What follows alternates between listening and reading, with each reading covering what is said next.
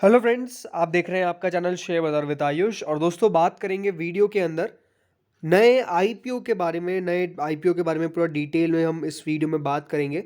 और नाम है दोस्तों बिकाजी फूड्स।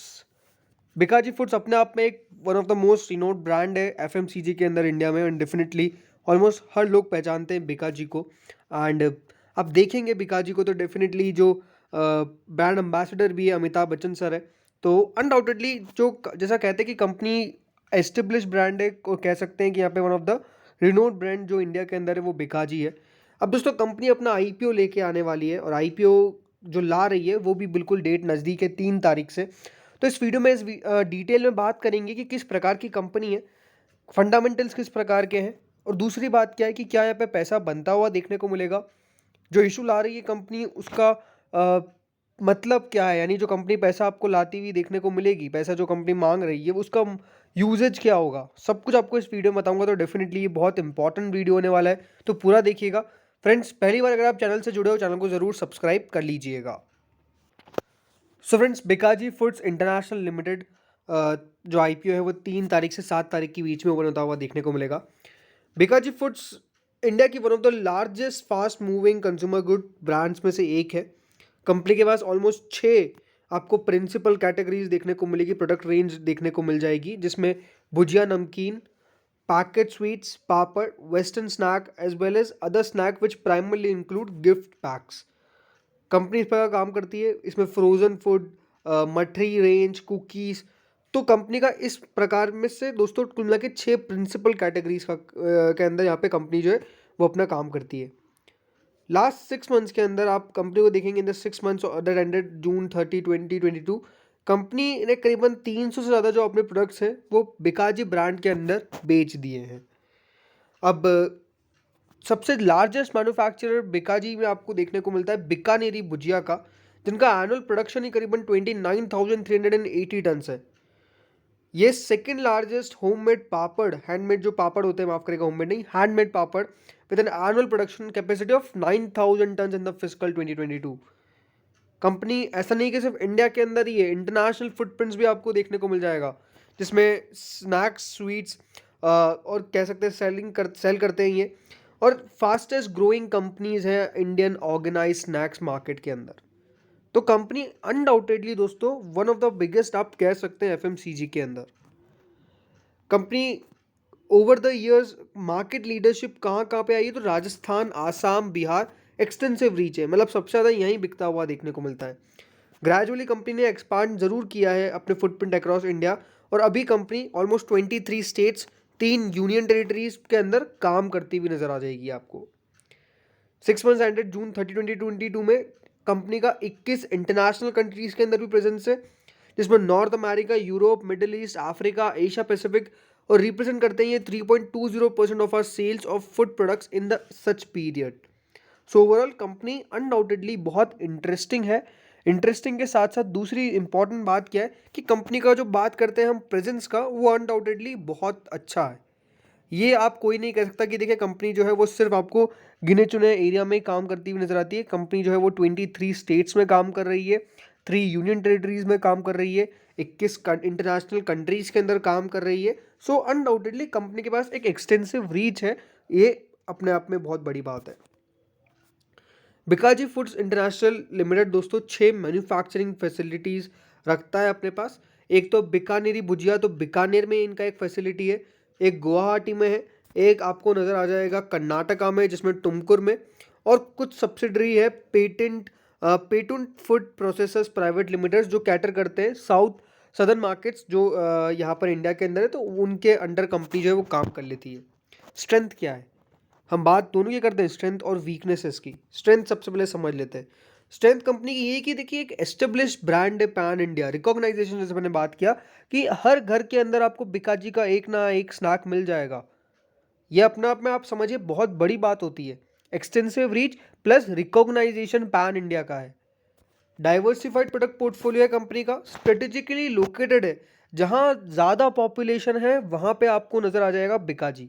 ये आप समझिए, ये अपने आप में एक मेंटालिटी होती है। राजस्थान में आपको काम करते हुए देखने को मिल रहे हैं ये, मतलब जहाँ पे पॉपुलेशन वाइज भी अच्छी खासी जगह है, स्ट्रेटेजिकली वहाँ वहाँ पे इन्होंने अपना देखिए सब कुछ लोकेट कर रखा है। Large scale sophisticated manufacturing facilities है, स्ट्रिंजेंट क्वालिटी स्टैंडर्ड्स है कंपनी के पास, extensive pan India global distribution network है, अरेंजमेंट्स काफ़ी बढ़िया है, एक्सटेंसिव डिस्ट्रीब्यूशन नेटवर्क है कंपनी के पास, because distribution is overall a very important point in this. Strategic arrangement है रिटेल चेन्स के साथ, इंटरनेशनल मार्केट्स के साथ, और ई कॉमर्स चैनल में भी कंपनी अपने आप को ग्रो करने की कोशिश कर रही है। Significant multi product export sales आपको नजर आ जाएगी बिकाजी के पास। अब रिस्क की बात करते हैं। रिस्क क्या है कि इनएबिलिटी है कंपनी के पास कि वो मेंटेन नहीं कर सकी, या फिर जो पॉपुलैरिटी है बिकाजी ब्रांड की उसको इन्हांस नहीं कर सकी। इसका मतलब क्या है, सी जैसा मैंने कहा अभी, कंपनी का मेन कहाँ पे काम है, 3 स्टेट्स के अंदर, राइट। तो बाकी के स्टेट्स में आपको देखने को मिलेगा बिकाजी ब्रांड जो है वो इतना पॉपुलर नहीं है। राजस्थान, यहाँ पे आप आसाम को छोड़ दीजिए, इन और एक और जो स्टेट है उसको छोड़ दीजिए, बाकी जगह बिकाजी ब्रांड जो है वो डेफिनेटली आपको इतना पॉपुलर नहीं मिलेगा। ज़रूर पैन इंडिया रिकॉग्नाइजेशन है, लेकिन जैसा मार्केट प्रेजेंस होना चाहिए वो इतना एग्जैक्ट मार्केट प्रेजेंस नहीं है। दूसरा रिस्क क्या है कि स्लो डाउन और इंटरप्शंस कंपनी के मैन्युफैक्चरिंग ऑपरेशन के अंदर काफ़ी बार देखने को मिले। कुछ अंडर यूटिलाइजेशन हो जाता है, कुछ एग्जिस्टिंग जो फ्यूचर मैन्युफैक्चरिंग फैसिलिटीज़ है वहाँ पर स्लो डाउन होता है, तो ये दिक्कत रह सकती है। Any contamination or deterioration of our products could result in legal liability। यानी दोस्तों आप समझ लीजिए, कोई प्रोडक्ट कंपनी ने रिलीज़ किया हो, अगर उस प्रोडक्ट में सही चीज़ें नहीं दी गई, या फिर आप कह सकते हैं कि लोग लेट्स से बीमार पड़ गए उस प्रोडक्ट को खाकर, या फिर कुछ भी हो गया, कंटामिनेशन हो गया, डिटोरिएशन हो गया, तो कंपनी के ऊपर लीगल केसेस चल सकते हैं। तो ये हमेशा एक चिंता का सबक रहेगा कि कंपनी भले ही अपने एंड से सही काम कर रही है, बट वो आगे अगर सही नहीं होता है तो कंपनी को लीगल बैटल्स झेलनी पड़ सकती है। चौथा, इनएबिलिटी की कंपनी जो है वो एक्सपांड नहीं कर सकी, या फिर कह सकते हैं कि इफेक्टिवली मैनेज नहीं कर सकी इनकी ग्रोइंग सुपर स्टॉकिस्ट या फिर डिस्ट्रीब्यूटर नेटवर्क को। कुछ डिस्ट्रप्शन डिस्ट्रीब्यूशन चेन में भी है जो भी अपने आप में थोड़े से दिक्कत वाले थे। पांचवा क्या था कि देखिए कंपनी जो है वो इनएडिक्वेट है सप्लाई और प्राइस फ्लक्चुएशन के ऊपर। रॉ मटेरियल्स के ऊपर दिक्कत आई है काफ़ी बार पैकेजिंग मटेरियल्स के ऊपर कंपनी इनएडुकेसी आपको दिखाती हुई नजर आई। तो ये चीज़ें हैं जिसके ऊपर कंपनी को डेफिनेटली ध्यान देना पड़ेगा। बट ऑन एंड ऑल कि इतने बड़े रिस्क नहीं है, राइट। अब फाइनेंशियल स्टेटमेंट के ऊपर बात करते हैं। हम 31 मार्च 2019 से लगाकर 31 मार्च 2022 तक के रेवेन्यूज को कंपेयर कर लेते हैं। 910 करोड़ का दोस्तों कंपनी का रेवेन्यू था 31 मार्च 2019 में, 50 करोड़ का मुनाफा था। उसके अगले साल आप देखिए 1000 करोड़ का रेवेन्यू हुआ, 1100 करोड़ आप कह सकते हैं टू बी प्रिसाइज। 56 करोड़ रुपए का कंपनी दोस्तों यहाँ पर आपको मुनाफा दर्ज करवा दी नजर आई। उसके अगले साल 1322 करोड़ का रेवेन्यू हुआ, लेकिन मुनाफा जो था वो 90 करोड़ हो गया। तो यहाँ पर एक अच्छी ग्रोथ थी। आप देख लीजिए बोरोइंग बढ़ रही है, 72 करोड़ से कम हुई 52 करोड़, लेकिन फिर 86 करोड़ हो गई। तो यहाँ पर एक अच्छा आपको कंपनी का बोरोइंग में बढ़ोतरी आ गई, बट ठीक है। अब 31 मार्च 2022 के नंबर आप समझिए, 1322 करोड़ का जो रेवेन्यू था वो 1621 करोड़ का हो गया। लेकिन यहाँ पर एक चीज़ क्या आ गई कि जो 90 करोड़ का कंपनी का मुनाफा था वो 76 करोड़ का रह गया, 76 करोड़ का। तो ये आपको डेफिनेटली एक डाउनफॉल आता हुआ देखने को मिला। अगर आप 30 जून 2021 और 30 जून 2022 के नंबर को कंपेयर करेंगे तो 337 करोड़ का रेवेन्यू, 337 करोड़ का रेवेन्यू 423 करोड़ का हुआ, और 12 करोड़ का मुनाफा 15 करोड़ का हुआ। तो नंबर्स मैं आपको मिले जुले कह सकता हूँ, बहुत बढ़िया भी नहीं है बट इसको खराब भी नहीं कहा जा सकता। अब बात करते हैं दोस्तों कंपनी इशू लाना क्यों चाह रही है। सबसे पहली बात तो ये जो इशू है पूरा वो ओएफएस है। ओएफएस का मतलब क्या होता है दोस्तों, कंपनी के पास पैसा जाता हुआ देखने को नहीं मिलेगा। ओएफएस का मतलब होता है कंपनी के प्रमोटर्स जो है वो अपनी स्टेक को सेल कर रहे हैं, यानी जो selling share holders will be entitled to the entire proceeds of the offer after deducting the offer expenses and relevant taxes thereon. The company will not receive any proceeds from the offer। तो ये कोई fresh issue नहीं है, ये दोस्तों जो offer है वो ओएफएस है, और ओएफएस यानी कंपनी के प्रमोटर्स हिस्सा बेच रहे हैं, और कंपनी के प्रमोटर्स के पास जाता हुआ देखने को मिलेगा पैसा, कंपनी के पास जाता हुआ देखने को नहीं मिलेगा। ये बात इंपॉर्टेंट है। बट क्योंकि कंपनी यहाँ पर कह सकते हैं कि ठीक ठाक प्राइस बैंड पे लेके आई है। अब प्राइस बैंड की बात करें तो डेफिनेटली यहाँ पर अपडेटेड नहीं दिखा रहा है, बट प्राइस बैंड जो माना जा रहा है वो 336 रुपये माना जा रहा है।